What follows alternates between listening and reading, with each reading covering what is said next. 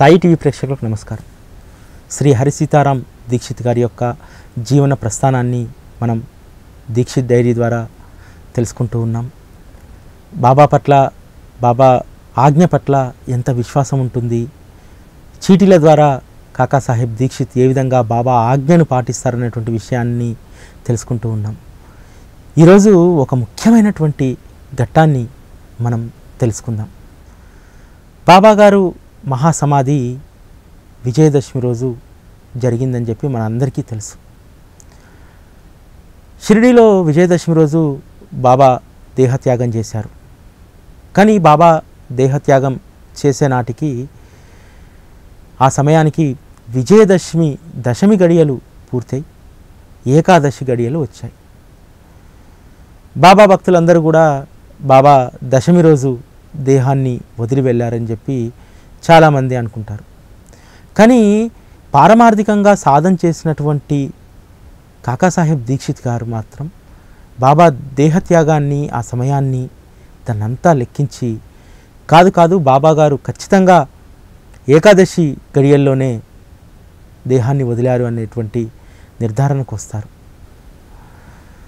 ఎందుకంటే ఏకాదశి రోజు దేహాన్ని వదిలితే చాలా మంచిదని, ఏకాదశి రోజే, ఎందుకంటే చాలామందికి ఒక నమ్మకం, మహాత్ములు కానీ చాలా మంచివారు వీళ్ళందరూ కూడా ఏకాదశి నాడు దేహత్యాగం చేస్తారని చెప్పి ఆ నమ్మకం. అయితే బాబా దేహత్యాగం చేసేటువంటి సమయం ఖచ్చితంగా అది ఏకాదశి గడియల్లోనే ఉందనేటువంటి నమ్మకంతో దీక్షిత్ గారు ఉండేవారు. అయితే దీక్షిత్ గారు యొక్క నమ్మకం, ఆయన యొక్క పరిశీలన చాలా నిశ్చితంగా ఉండేది. ఎందుకంటే బాబా ఆయనతో అటువంటి పారమార్థికమైనటువంటి సాధన చేయించారు కాబట్టి ఇటువంటి వాటిని చాలా బాగా పట్టించుకునేవారు కాకాసాహెబ్ దీక్షిత్ గారు. అక్కడ ఉన్నటువంటి వారిలో బాబా మహాసమాధి అయిన తర్వాత చాలామంది చాలా వాదనలు జరిగాయి. లేదు బాబా గారి దశమి గడియల్లోనే శరీరం వదిలారని, లేదు ఖచ్చితంగా ఏకాదశి గడియల్లోనే బాబా గారి దేహం వదిలారని చెప్పి దీక్షిత్ గారు గట్టిగా వాదించేవారు. అయితే దీక్షిత్ గారికి మాధవరావు దేశపాండే అంటే శ్యామ లాంటి వాళ్ళ కూడా దీక్షిత్ గారి యొక్క వాదనకే కట్టుబడి ఉండేవారు. ఎందుకంటే అక్కడ పంచాంగము వీటన్నిటి ప్రకారం కూడా బాబా గారు దేహం వదిలినటువంటి సమయం ఏకాదశి గడియల్లోనే అన్నది వీరందరి నమ్మకం. అయితే కాలం ఇలా గడుస్తూ పోతూ ఉంది. బాబా గారి మొదటి సమాధి ఉత్సవం రానే వచ్చింది. శ్రీమాన్ బూటి, నానాసాహెబ్ చందోర్కర్ లాంటి వాళ్ళందరూ కూడా ఆ రోజుకు షిరిడీకి అప్పటికే చాలామంది భక్తులు చేరుకొని ఉన్నారు. ముందుగానే అందరూ కూడా సమాధి మందిరంలో దశమి గడియల్లో అంటే విజయదశమి రోజు బాబా మహాసమాధి ఉత్సవాలను, మొదటి ఉత్సవాన్ని, ఈరోజు 100వ ఉత్సవం జరుపుకుంటున్నాం. మనం మొదటి ఉత్సవం గురించి ఇప్పుడు మాట్లాడుకుంటున్నాం. అసలు మొదటి ఉత్సవం అసలు ఎలా జరిగింది, ఎట్లా జరిగింది అనేది చాలామందికి తెలియదు. ఆ విషయాన్ని జాగ్రత్తగా మనకు బాబా ఈ యొక్క దీక్షిత్ డైరీ ద్వారా తెలియజేస్తున్నారు. ఆ ఉత్సవం కూడా ఎలా, ఎన్ని మలుపులు తిరిగింది, ఏ విధంగా అది విజయదశమికి దశమి రోజే ఏ విధంగా బాబా జరిపించుకున్నారనేది ఈ సందర్భంగా మనం తెలుసుకుందాం. అయితే విజయదశమి రోజు చేయాలని చెప్పి మొత్తం ఏర్పాట్లన్నీ చేస్తూ వస్తున్నారు. షిరిడీ నుంచి నానాసాహెబ్ చందోర్కర్, బూటీ లాంటి వారు ఒక పత్రికా ప్రకటన విడుదల చేశారు. బాబా గారి మహాసమాధి ఉత్సవాలు విజయదశమి రోజు జరుపుతున్నామని చెప్పి. అయితే కాకాసాహెబ్ దీక్షిత్ గారు లాంటి వాళ్ళు మాత్రం బాబా యొక్క మహాసమాధి ఉత్సవాలు ఏకాదశి రోజు జరపాలి, ఎందుకంటే బాబా ఏకాదశి గడియల్లోనే శరీరాన్ని వదిలారు కాబట్టి ఖచ్చితంగా ఏకాదశి రోజే జరపాలని చెప్పి ఆయన విల్లేపార్లేలో తాను ఉంటున్నటువంటి నివాసంలో ఏకాదశి రోజు ఈ యొక్క బాబా మహాసమాధి ఉత్సవం జరపడానికి ఆయన ప్రయత్నాలు ప్రారంభించారు.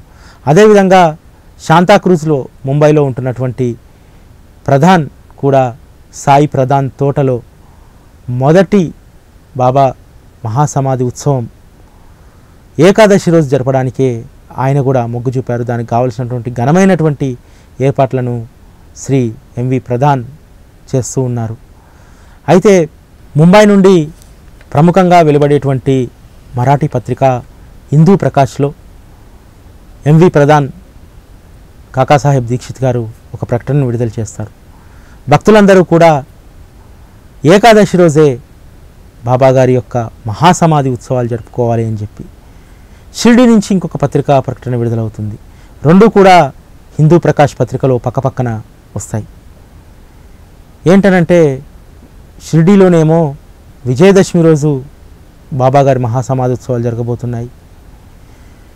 శాంతాక్రూజ్లో మరియు విల్లేపార్లేలో ఏకాదశి రోజు జరగబోతూ ఉన్నాయని చెప్పి పత్రికలో రావడం జరిగింది. అప్పుడు ముంబైలో దేశవ్యాప్తంగా ఉన్నటువంటి భక్తులందరూ కూడా చాలా కన్ఫ్యూజన్కి లోనయ్యారు. అసలు బాబాగారి యొక్క మహాసమాధి విజయదశమికి చేయాలా ఏకాదశికి చేయాలని చెప్పి. అయితే దీంతో బాగా కలత చెందినటువంటి నానాసాహెబ్ చందోర్కర్, శ్రీమాన్ బూటీలు అనవసరంగా భక్తుల మధ్యలో మనం కన్ఫ్యూజన్ క్రియేట్ చేయకూడదు, బాబాగారి ఉత్సవాలను విజయదశమి రోజే చేయాలి అని చెప్పి వారిద్దరూ కూడా కాకాసాహెబ్ దీక్షిత్ దగ్గరికి రావడం జరుగుతుంది. విల్లేపార్లేకు వచ్చి కాకాసాహెబ్ దీక్షిత్కు చాలా నచ్చజెప్పడం చేస్తారు. అసలు దీక్షిత్ గారు దానికి ఒప్పుకోరు. ఎందుకంటే పంచాంగాన్ని ప్రామాణికంగా తీసుకుంటే ఖచ్చితంగా బాబాగారు ఆయన శరీరాన్ని వదిలింది ఏకాదశి గడియలోనే కాబట్టి మీరు షిరిడీలో కూడా ఏకాదశి రోజే చేయండి, మనం ప్రామాణికాన్ని పాటించాలి అని చెప్పి తన యొక్క అంగీకారం తెలపడు. విజయదశమి రోజు చేయడానికి ఖచ్చితంగా కరాఖండిగా చెప్తారు ఏకాదశి రోజే బాబాగారి ఉత్సవాలు చేయాలని చెప్పి. అయితే అప్పుడు చందోర్కర్ గారు ఒక చిన్న విన్నపం చేస్తారు దీక్షిత్ గారికి. ఏందనంటే, దీక్షిత్ గారు మీరు బాబా పట్ల ఎంతో విశ్వాసంతో ఉంటారు, ఈరోజు బాబా ఉండి ఉంటే ఆయన ఎలా చేయాలనేది, ఈరోజు బాబా ఇక్కడ మనకు నిజదర్శన రూపం ఇస్తే ఎలా చేయాలనేది చెప్పేవారు. కానీ మనలో మనమే పోట్లాడుకుంటున్నాం, ఒకరికి ఒకరం విరుద్ధంగా పత్రికల్లో ప్రకటనలు వచ్చాయి. కాబట్టి ఈ విషయం మనం బాబాగారికే వదిలేద్దాం, బాబాగారు ఏ రోజు చేయమంటే ఆ రోజు చేద్దాం, మీ యొక్క అలవాటు ప్రకారం మీ యొక్క విశ్వాసం ప్రకారం బాబా ముందు 2 చీటీలు వేద్దాం, సమాధి ఉత్సవం దశమి రోజు చేయాలా ఏకాదశి రోజు చేయాలా అని అంటే అందుకు కాకాసాహెబ్ దీక్షిత్ ఒప్పుకుంటారు. ఒప్పుకొని 2 చీటీలను రాసి బాబా ముందు వేస్తే అందులో విజయదశమి రోజే చేయాలని వస్తుంది. మామూలుగా మనమైతే మనం పట్టుబట్టాం కాబట్టి లేదు ఏకాదశి రోజే చేయాలని చెప్పి మళ్ళీ ఇంకోసారి వేద్దామనే వాళ్ళం చీటీలు. కానీ కాకాసాహెబ్ దీక్షిత్ గారు బాబా నిర్ణయం విజయదశమి కాబట్టి దశమి రోజే మనందరం చేద్దామని చెప్పి మాట్లాడకుండా ఒప్పుకుంటారు. అది బాబా పట్ల ఉన్నటువంటి కాకాసాహెబ్ దీక్షిత్ విశ్వాసం. ఎంత ఉన్నతమైనటువంటి సంస్కారం కదా దీక్షిత్ గారు. ఎందుకనంటే మనలాంటి వాళ్ళైతే మొండి పట్టుబడితే ప్రామాణికంగా కూడా ఏకాదశి గడియలే, దాంట్లో నో డౌట్. కానీ బాబాగారు నిర్ణయం మాత్రం విజయదశమి. అందుకే ఈరోజు విజయదశమి మనందరికీ ఒక పెద్ద ఉత్సవం అయింది. విజయదశమి నాటికి మనందరం కూడా బాబా మహాసమాధి ఉత్సవానికి షిరిడీకి వెళ్ళాలనుకొని చాలామంది ఉంటుంది కోరిక. చాలామంది వెళ్తున్నాం, ఆ ఉత్సవాలను కళ్ళారా చూస్తున్నాం. నిజంగా ఆ రోజు కనుక ఇదే విభేదాలు కొనసాగుంటే ఏమో దేశంలో 2 రోజులు మహాసమాధి ఉత్సవాలు చేసేవారేమో, కొన్ని చోట్ల ఏకాదశి రోజు, కొన్ని చోట్ల దశమి రోజు. కానీ బాబాగారు తనకు సంబంధించినటువంటి దాంట్లో దేంట్లో కూడా వివాదం ఉండకూడదని చెప్పి ప్రతి దాంట్లో కూడా ప్రతి చిక్కుముడిని కూడా మహాసమాధి తర్వాత కూడా ఆయనే విప్పారు. ఆ యొక్క పెద్ద చిక్కుముడి మహాసమాధి ఉత్సవం ఎప్పుడు చేయాలన్నటువంటి దాన్ని ఎంత తేలిగ్గా విప్పేశారంటే అప్పటి వరకు చాలా ఉద్విగ్నంగా ఉందన్నమాట పరిస్థితులన్నీ కూడా. ముంబైలోనేమో ఏకాదశి రోజు, షిరిడి ఇతర ప్రాంతాల్లోనేమో దశమి రోజు, ఈ విధంగా చేయాలని చెప్పి జరుగుతున్నప్పుడు బాబాగారు ఒక్క క్షణంలో దాన్ని తేల్చేశారు. ఈ యొక్క దానిపైన చర్చించడానికి దాదాపు చర్చోపచర్చలు చాలాసేపు చేశారట దీక్షిత్ గారు, చందోర్కర్ గారు, బూటీ గారు. ప్రధాని గారిని ఒప్పించండి అని చెప్పి దీక్షిత్ గారు అంటే లేదు మీరు ఒప్పుకుంటే మనం అందరం కూడా విజయదశమి రోజే అని చెప్పి ఈ చీటీల వ్యవహారం అంటే ఇదంతా మర్చిపోయి వాళ్ళలో వాళ్ళు చాలాసేపు వాదన చేసుకున్నారట. చివరికి ఇంకా కాకాసాహెబ్ దీక్షిత్ గారు ఒప్పుకోకపోయేసరికి చందోర్కర్ గారికి ఉన్నటువంటి చనువుతోటి దీక్షిత్ గారు మనం చీటీలు వేద్దామనగానే దానికి దీక్షిత్ గారు ఒప్పుకోవడం, ఆ చీటీలో విజయదశమి రోజే చేయాలని చెప్పి రావడం, దానికి దీక్షిత్ గారు మాట్లాడకుండా ఒప్పుకోవడం అనేటువంటిది నిజంగా ఇదంతా బాబా చేసినటువంటి లీల. ఎందుకంటే దీంట్లో 2 విషయాలు. ఒకటి, తాను పారమార్థిక సాధన చేసినటువంటి భక్తుడికి ఏదైతే దీక్షిత్ గారు ఉన్నారో వారి యొక్క ప్రామాణికత, వారు ఎంత ప్రామాణికత పాటిస్తారు అనడానికి ఒక నిదర్శనం. రెండవది, తన భక్తులందరూ షిరిడీలో విజయదశమి రోజు జరుపుకోవాలనుకున్నారు కాబట్టి ఆ విజయదశమి రోజే ఆ యొక్క ఉత్సవాన్ని వాళ్ళకు అందజేయాలని చెప్పి ఈ 2 బాబా ఏది చేసినా రెండింటిని నిరూపిస్తాడు. ఇటు దీక్షిత్ గారు ఓడిపోలేదు, అటు షిరిడీలో ఉన్నటువంటి వాళ్ళు ఓడిపోలేదు. దీక్షిత్ గారు ఎందుకు ఓడిపోలేదు? మొదటి నుంచి కూడా తను ప్రామాణికంగా ఏకాదశిని చెప్తున్నప్పటికీ ఏదైతే తను నమ్ముకున్నాడో బాబా దగ్గర చీటీలు వేసి ఆ నిర్ణయాన్ని కట్టుబడి ఉండాలన్నటువంటి దాంట్లో ఈ విషయంలో కూడా తను గట్టిగా ఏకాదశి గడియలని చెప్పి ప్రామాణికంగా వాదిస్తున్నా బాబా చెప్పిందే సరైంది, బాబా చెప్పిందే రైట్ అనేటటువంటి దానికి ఓటు వేశాడో అక్కడ దీక్షితుని గెలిపించాడు మళ్ళీ బాబా. ఇక్కడ ఎవరైతే భక్తులు వాళ్ళు విజయదశమి రోజుకు షిరిడీలో అన్నీ సిద్ధం చేసుకొని ఉన్నారో వారిని గెలిపించాడు బాబా. ఈ విధంగా బాబా ఎక్కడైతే చిక్కుముడి ఉందో అటువంటి చిక్కుముడులను చాలా మట్టుకు ఈ విధంగానే విడిపించుకుంటూ వెళ్ళిపోయారు. భక్తులకు ఒక అద్భుతమైనటువంటి తన మహాసమాధి ఉత్సవాన్ని అందించారు.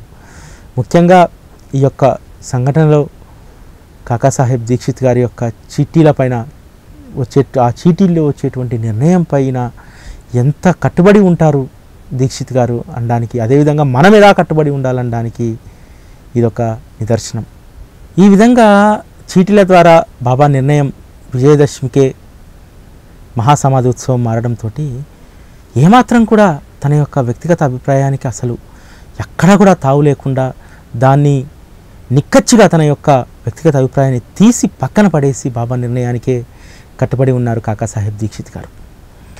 అయితే కాకాసాహెబ్ దీక్షిత్ గారు మనం ముందుగా మాట్లాడుకున్నట్టు తన యొక్క వ్యక్తిగతమైనటువంటి విషయాలకు కానీ తన యొక్క శ్రేయస్సు కోసం కానీ ఏ రోజు బాబాను చీటీల ద్వారా అడిగేవారు కాదు. చాలామంది కాకాసాహెబ్ దీక్షిత్ గారి దగ్గరికి వివిధ రకాల సలహాలు కోరడానికి వచ్చేవారు. ఎందుకంటే ఆయన ముంబైలో చాలా పేరుగాంచినటువంటి సొలిసిటర్, చాలా ఉన్నత చదువులు చదువుకున్నటువంటి వారు కాబట్టి వచ్చేవారు.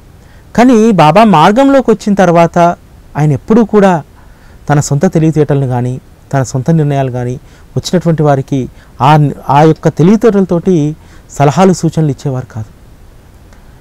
బాబా ఏదైతే చేయమంటారో, బాబా ఏదైతే ఆజ్ఞ ఇస్తారో దాంతోటే వాళ్ళకి సలహాలు ఇచ్చేవారు. కానీ తన సొంత తెలివితేటలతో ఎప్పుడూ కూడా సలహాలు ఇచ్చేవారు కాదు. ఎందుకంటే కాకాసాహెబ్ దీక్షిత్ గారికి అపారమైనటువంటి మేధస్సు, ఆలోచన, అనుభవం ఇవన్నీ ఉన్నాయి. అయినా సరే వాటిని ఎప్పుడూ కూడా బాబా మార్గంలోకి వచ్చినప్పుడు ఎప్పుడూ కూడా వాటిని ఉపయోగించుకోలేదు. ఉపయోగించేటువంటి అవసరాన్ని కూడా తను తెచ్చుకోలేదు. ఎందుకంటే ఏదైనా సరే బాబా నిర్ణయం అని చెప్పి చీటీలు వేసే, ఇప్పుడు ఎవరైనా సరే తన సలహాను కోరి వెళ్ళినా ఆ చీటీల మార్గాన్నే అన్వేషించేవారు. ఇందుకు అది ఇతరులు కావచ్చు, తన కుటుంబ సభ్యులు కావచ్చు, ఏదైనా సరే ప్రతిదానికి అదే మార్గాన్ని అనుసరించేవాళ్ళు. ఇందుకు ఒక చక్కటి ఉదాహరణ వారి కుటుంబంలో జరిగినటువంటి దాన్నే మనం ఇప్పుడు తెలుసుకుందాం. కాకాసాహెబ్ దీక్షిత్ గారి సోదరుడు సదాశివరావు దీక్షిత్, ఈయన కూడా న్యాయవాదిగా పనిచేస్తున్నారు, ఉన్నత చదువులు చదువుకున్నారు, నాగ్పూర్లో ప్రాక్టీస్ పెట్టుకున్నారు. కానీ పెద్దగా ప్రాక్టీస్ నడవడం లేదు, ఎవరు క్లయింట్లు లేరు. తన ప్రాక్టీసు కనీసం ఇక్కడి నుంచి ముంబైకి మారుస్తేనన్నా తన సోదరుడికి అపారమైనటువంటి అనుభవం ఉంది దీక్షిత్ గారికి, కాబట్టి ఆయన అనుభవము, ఆయన పరిచయాలు తనకు ఉపయోగపడి ప్రాక్టీస్ మెరుగుపడుతుందని చెప్పి ఆలోచిస్తారు. ఆ ఆలోచనను తన సోదరుడికి హరిసీతారాం దీక్షిత్ గారికి లేఖ రాస్తారు సదాశివరావు దీక్షిత్. ఇట్లా ముంబై నేను రావాలనుకుంటున్నాను, నీ సహకారం కావాలి, నాకు ఇక్కడ ప్రాక్టీస్ సరిగ్గా నడవట్లేదు అని అంటే మామూలుగా మనమైతే ఏం చేస్తాం? నాకు చాలామంది తెలిసిన క్లయింట్లు ఉన్నారు, ఖచ్చితంగా నా యొక్క రిఫరెన్స్లు అన్నీ కూడా నేను నీకు రికమెండ్ చేస్తాను, వచ్చేసే ఇక్కడ ప్రాక్టీస్ పెట్టేసుకో అంటాం. కానీ దీక్షిత్ గారు అలా చేయలేదు. మళ్ళీ బాబా పటం దగ్గరికి వెళ్ళి తను ఏ పద్ధతిని అయితే అనుసరిస్తున్నారో ఆ పద్ధతిని ద్వారా తన తమ్ముడు ఇక్కడికి రావాలా వద్దా అనేటువంటి దాన్ని చీటీలు వేస్తే దాంట్లో ముంబాయికి పిలిపివ్వు అని చెప్పి చీటీ వస్తుంది. దాంతో సదాశివరావు దీక్షిత్కు లేఖ రాసి తమ్ముణ్ణి ముంబాయికి పిలిపించుకుంటారు. పిలిపించుకొని ఒక ఆఫీస్ తీసి అందులో ప్రాక్టీస్ పెడతారు. దాదాపు 6 నెలలు 7 నెలలు గడుస్తుంది. అయినా సరే ప్రాక్టీస్లో ఏమాత్రం మెరుగు కనిపించదు. దీంతో సదాశివరావు కొంత నిరుత్సాహానికి గురవుతారు. నేను నాగ్పూర్ నుంచి ముంబై వచ్చినా సరే ఏమీ మెరుగుపడలేదు నా ప్రాక్టీసు. తన సోదరుడికి ఇంత పేరున్నా సరే క్లయింట్లు కూడా ఇక్కడ ఎవరు పెరగలేదు. సరే మళ్ళీ నాగ్పూరే వెళ్ళి అక్కడే ప్రయత్నం చేద్దామని చెప్పి అనుకుంటారు. అవి దీపావళి రోజులు. తన నిర్ణయాన్ని హరిసీతారాం దీక్షిత్ గారికి చెప్తారు. చెప్తే దీక్షిత్ గారు, నువ్వు ఇప్పుడు వెళ్ళవద్దు, ఇవి దీపావళి రోజులు కదా, ఒక దీపావళి పూర్తయిన తర్వాత వెళ్దువు అని చెప్పి ఆయన అక్కడే ఉంచుతారు. ఉంచిన తర్వాత ఒకరోజు దీపావళి ముందు రోజు ఖర్చ్ అనేటువంటి సంస్థానానికి చెందినటువంటి ఉన్నతాధికారులు దీక్షిత్ గారి దగ్గరికి వస్తారు. ఎందుకంటే ఆ ఖర్చ్ అనేటువంటి సంస్థానం చాలా పెద్ద సంస్థానం. దాని యొక్క బాధ్యత నిర్వహించడానికి యోగ్యుడైనటువంటి ఉన్నత చదువులు చదివినటువంటి నిజాయితీపరుడైనటువంటి వ్యక్తి, మంచి కుటుంబానికి సంబంధించినటువంటి వ్యక్తి ఎగ్జిక్యూటివ్ ఆఫీసర్గా దానికి కావాలి. ఒక మంచి వ్యక్తిని, ఒక మంచి వారిని మాకు సూచించండి అని చెప్పి చెప్తారు. అప్పుడు దీక్షిత్ గారు తన యొక్క తమ్ముడు సదాశివరావు దీక్షిత్ గురించి చెప్తారు. తను న్యాయవాద వృత్తిని ఉన్నారు, చాలా ఉన్నత చదువులు చదివినటువంటి వారు, చాలా మృదు స్వభావి.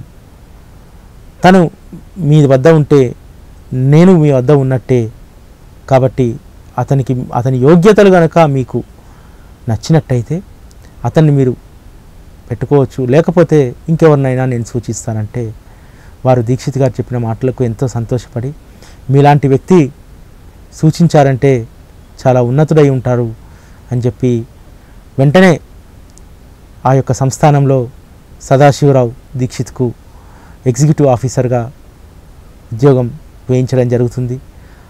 నెలకు 1000 రూపాయల జీతం. అప్పట్లో 1000 రూపాయలు అంటే చాలా పెద్ద మొత్తం. 1000 రూపాయల జీతంతో అన్ని వసతులు ఆ సంస్థానంలో కల్పిస్తారు.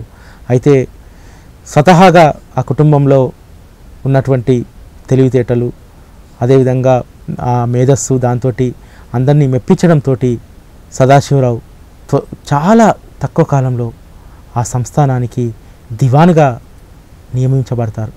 చాలా ఉన్నతమైనటువంటి స్థానాలకు వెళ్తారు. అంటే బాబా చేసేటువంటి దాంట్లో మనం ఇంతకుముందు కూడా చాలా మాట్లాడుకున్నాం.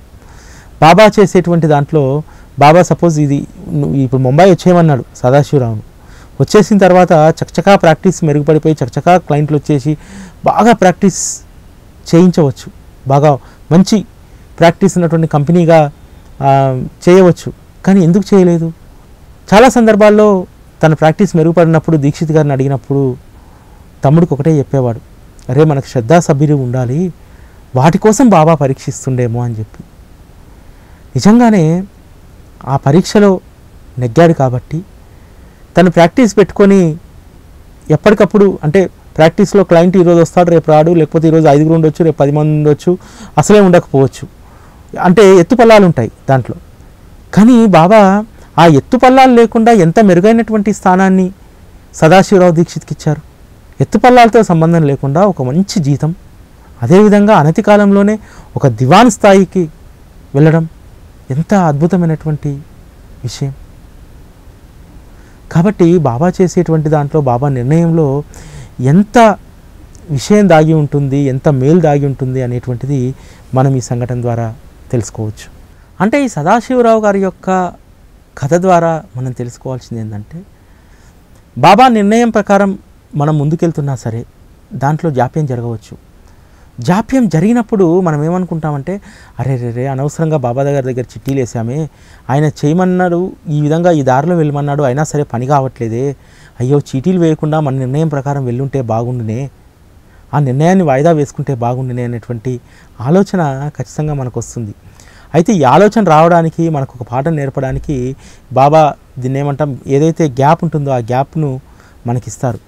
మనకు సపోజ్ ఒక పని చేయమంటారు, ఇల్లు కట్టుకోవాలా వద్దా, కట్టుకోమని చీటీ వస్తే పిల్లలు లేస్తాయి, పునాదులు అయిపోతాయి, స్లాబ్ పడుతుంది. స్లాబ్ పడ్డ తర్వాత ఏదో రకమైనటువంటి చిన్న జాప్యం జరుగుతుంది. అంటే మిగతా లోన్ శాంక్షన్ కాకపోవడమో, లేకపోతే రావాల్సినటువంటి డబ్బులు చేతికి అందకపోవడమో ఇబ్బంది పడుతూ ఉంటాం. అప్పుడు ఏమనుకుంటాం, అయ్యయ్యో బాబాని అడిగే నేను ఇది చేశాను కదా, మళ్ళీ ఎందుకు బాబా నాకు పరీక్ష పెడుతున్నాడు. సపోజ్ ఒక బ్యాంక్లో లోన్ అప్లై చేసుకున్నాము, రాలేదు. రాకపోతే ఒక 2 లక్షలకు మనం అప్లై చేసుకుంటే అంతకంటే మెరుగ్గా ఇచ్చేది ఉందనుకోండి బాబా, ఒక 4 రోజులు గ్యాప్ ఉంటుంది. ఆ గ్యాప్లో మనం ఆందోళన చెందుతుంటాం, కానీ అంతకంటే మెరుగైందే మనకు అక్కడ ఇస్తాడు. ఆ విషయాన్ని చాలామంది మనం గుర్తెరగాలి.